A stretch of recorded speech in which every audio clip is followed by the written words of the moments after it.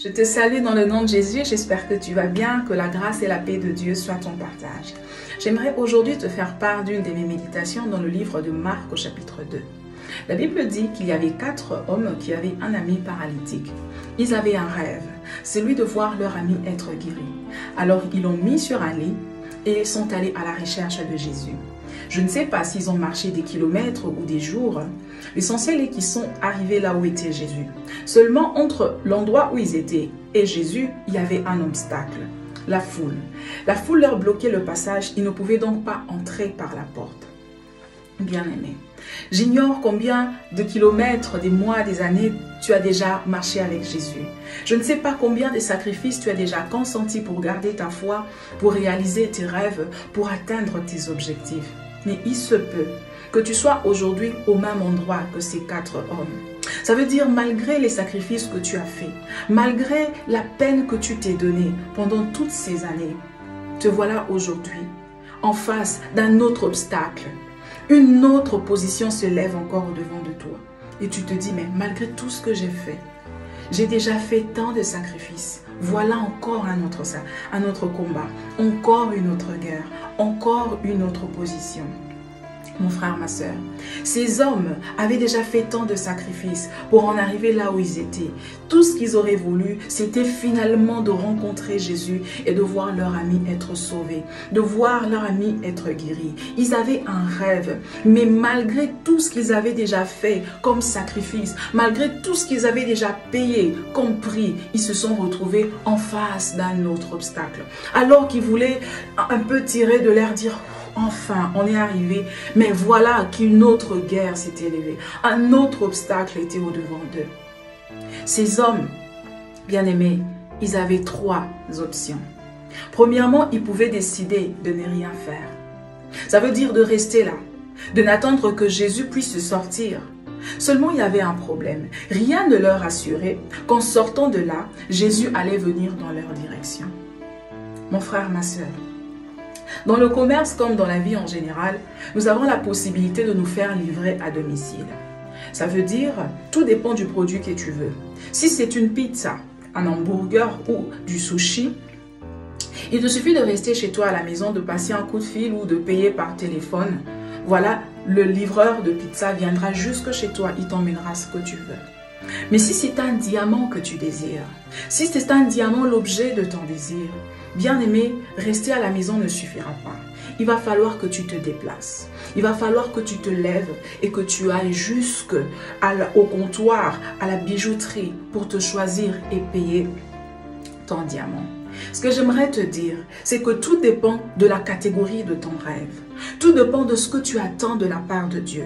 Si ce que tu attends de Dieu est une chose comme du pizza, voilà, une chose de cette catégorie qui ne vaut pas trop, alors, après avoir fait un peu des choses, un peu de sacrifices, tu pourras te dire, mais non, je m'arrête là. J'attends que ça vienne vers moi. Si ton rêve, si ce que tu entends de la part de Dieu est de la catégorie des sushis livrables à domicile, mon frère, ma soeur, alors tu pourras compter, mesurer et limiter tes sacrifices.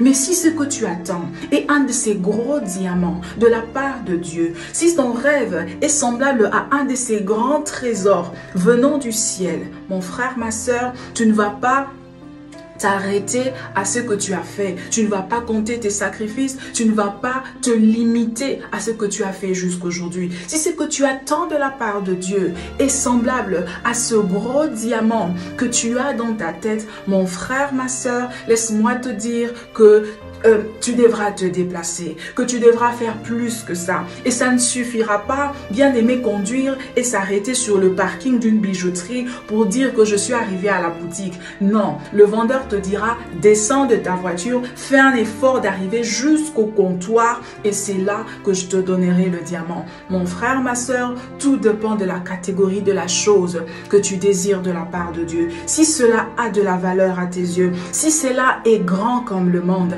mon frère, ma soeur, il va falloir que tu cesses de compter tes sacrifices, que tu cesses de compter le nombre de fois que tu as dû te donner, que tu as dû te sacrifier, parce que ce que tu cherches est d'un grand prix.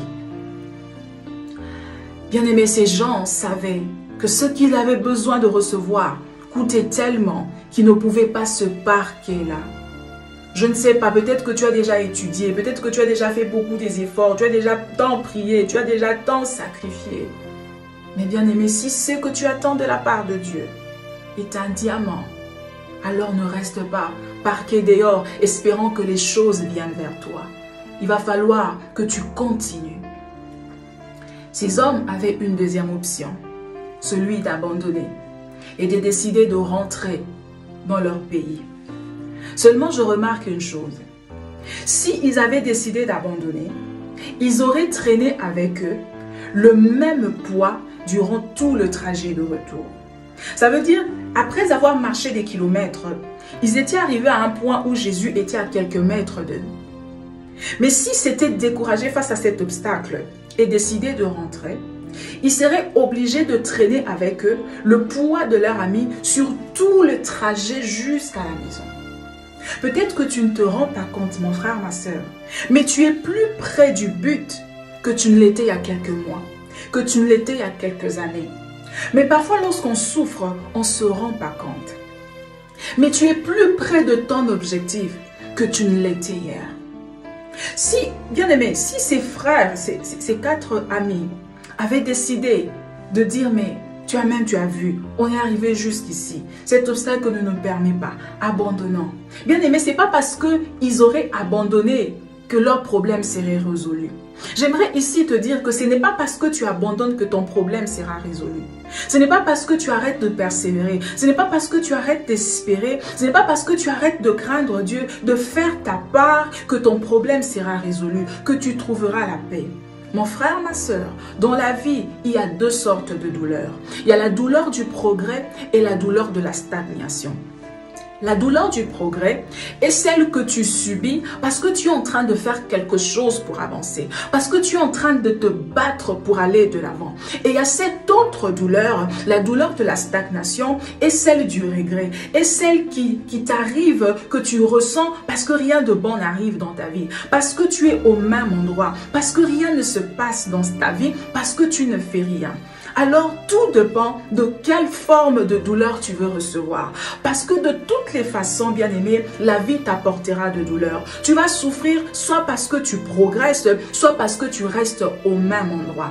Et moi, bien aimé, j'aimerais aujourd'hui souffrir parce que je fais quelque chose. Avoir mal à la tête parce que j'ai réfléchi à comment faire pour sortir de ce problème et non souffrir, mourir parce que je n'ai rien fait. Donc c'est à toi de choisir, soit de faire ce quelques kilomètres, ce quelques mètres qui te restent jusqu'à Jésus, ou soit faire tous les kilomètres avec le même poids, avec le même fardeau, en faisant marche en arrière. Et ces gens ont compris que ça valait la peine d'avancer en souffrant, que de reculer. Parce que les kilomètres qu'il te faut pour rentrer en arrière sont plus nombreux que ceux qui te restent pour atteindre ton objectif. Et la troisième option, la dernière, et c'est celle qu'ils ont choisie, c'était de faire le 1000 supplémentaire. Bien aimé, lorsque ces hommes ont quitté leur maison, ils savaient que ça ne serait pas facile. Qui entraînait cet homme, cet ami sur ce lit, ça ne serait pas facile, qu'ils auraient à faire des sacrifices et ils en avaient fait. Mais ils auraient tout imaginé, sauf le fait de devoir monter sur un toit avec le poids de leur ami, faire un trou sur le toit de la maison d'autrui et faire descendre leur ami. Ça, ils n'avaient pas imaginé. Et bien aimé, lorsqu'ils sont arrivés, ils se sont rendus compte que malgré tout ce qu'ils avaient fait comme sacrifice, ils ont peut-être laissé leurs enfants, leurs femmes, leurs activités. Ils ont supporté les difficultés durant la route, le soleil. Mais malgré tout ça, ça n'avait pas encore suffi. Il leur fallait monter encore sur le toit de cette maison, faire un trou pour faire descendre leur ami. Bien aimé, ces gens avaient compris qu'ils n'avaient plus à payer le prix de rentrer en arrière. En fait, ils en avaient marre. Ils étaient tellement fatigués de porter ce poids qu'ils étaient prêts à faire tout ce qu'il faut, à payer le prix supplémentaire pour se libérer définitivement du problème. Donc, bien-aimé, l'obstacle qui est au-devant de toi peut te pousser à abandonner. Mais bien-aimé, peut-être que c'est ce que tu dois faire pour te libérer définitivement de ce problème. Parce que ils ont porté ce poids pendant longtemps. Ils avaient le choix, soit d'accepter de porter ce poids tout le trajet et peut-être pour toutes les fois où ils seraient obligés de sortir ensemble, ou soit de décider de faire un sacrifice de trop, un 1000 supplémentaire pour enfin se libérer définitivement du problème. Peut-être que bien aimé, tu te dis, mais je savais que, j'entendais dire que la vie chrétienne était difficile. Je savais qu'on me disait que dans ce pays-là, c'est pas facile pour s'en sortir. Je savais que c'était difficile de progresser dans cette entreprise. Mais jusque-là, c'est trop. Non, Seigneur, je n'en peux plus. J'ai tellement fait. Je savais que c'était difficile, mais je n'en peux plus. Ça, c'est trop. J'ai déjà beaucoup donné. J'ai déjà beaucoup persévéré. Bien-aimé, oui, Dieu sait. Dieu voit. Dieu sait combien ce que tu as payé.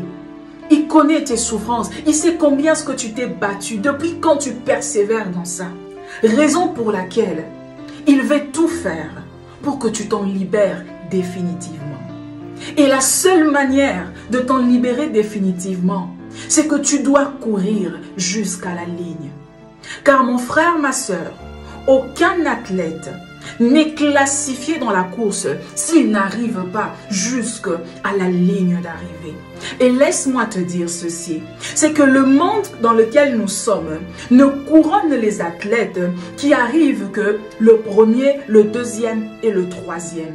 Mais pour notre Dieu, c'est différent. Dieu, lui, n'est pas intéressé à la vitesse que tu as par rapport à ton prochain, par rapport à ton frère et à ta sœur. Dieu, lui, ce qui l'intéresse, c'est que toi, tu arrives jusqu'à la ligne d'arrivée. Peu importe que tu sois 5e, peu importe que tu sois 10e. Le fait que tes amis soient arrivés avant toi, ça n'intéresse pas Dieu. Le fait que tes amis aient obtenu des choses pour lesquelles toi tu es encore en train de te battre, ça n'intéresse pas Dieu. C'est que Dieu veut, c'est que tu sois capable de persévérer et d'arriver jusqu'à la fin. Il se peut, bien-aimé, que la vie t'exige un peu plus par rapport à ton frère, par rapport à ta sœur. Peut-être qu'eux ont eu des choses avec une certaine facilité. Mais pour toi, ça te demande des sacrifices en plus. Ça te demande un 1000 supplémentaire. Bien-aimé, fais-le. Bien-aimé, fais-le. Parce que Dieu, lui, il n'est pas intéressé à la vitesse. Lui, il t'attend à la ligne d'arrivée. Donc, si c'est que tu attends de la part de Dieu, exige que tu fasses encore un peu plus, mon frère, ma soeur. Ne te décourage pas. Le Seigneur m'envoie de te dire aujourd'hui, relève-toi, relève-toi. Rassemble tes forces et continue à marcher. Même en boitant, continue à marcher vers la ligne. Ça te demande beaucoup, continue. Ça exige que tu craignes encore Dieu, que tu patientes, que tu sèmes, que tu pries, que tu te battes. Bien-aimé, fais-le. Dieu, lui, il est patient. Il t'attend jusqu'à la ligne d'arrivée. Comme ces hommes, ne rentre pas en arrière. Fais ce 1000 supplémentaires. Ça peut te demander un sacrifice en plus, de faire un peu plus que hier, de faire un peu plus que les autres. Mais le plus important, bien-aimé, ce dont Dieu voudrait que tu puisses... C'est donc sur quoi Dieu voudrait que tu puisses te concentrer. C'est la récompense. Toi, pense à la récompense. Ne regarde pas au nombre de sacrifices que tu fais. Ne regarde pas à combien ça t'exige en termes de temps, d'argent, de sacrifice, d'attention. Toi, donne-toi. Car le Seigneur, lui, mon frère, ma soeur, il te couronnera. Souviens-toi, bien-aimé, que la seule manière de s'en sortir, c'est de continuer d'avancer. Et il y a ces deux sortes de douleurs. Laquelle désires-tu? Désires-tu souffrir parce que tu es au même endroit, parce que tu n'as pas osé, parce que tu n'as pas persévéré, parce que rien de bon n'arrive dans ta vie? Ou ça serait mieux de souffrir parce que tu as une lueur d'espoir devant toi, parce que tu vois une issue devant toi. Tant que tu seras en train de faire quelque chose, tant que tu seras en train de faire ce que le Seigneur attend que tu fasses, bien-aimé, il y aura cette lumière au bout du tunnel qui te dira avance, je suis là, mais ne t'arrête pas là où tu es. Souviens-toi, Ne stagne pas. La seule manière de s'en sortir, c'est de continuer, d'avancer avec le Seigneur. Que Dieu te bénisse.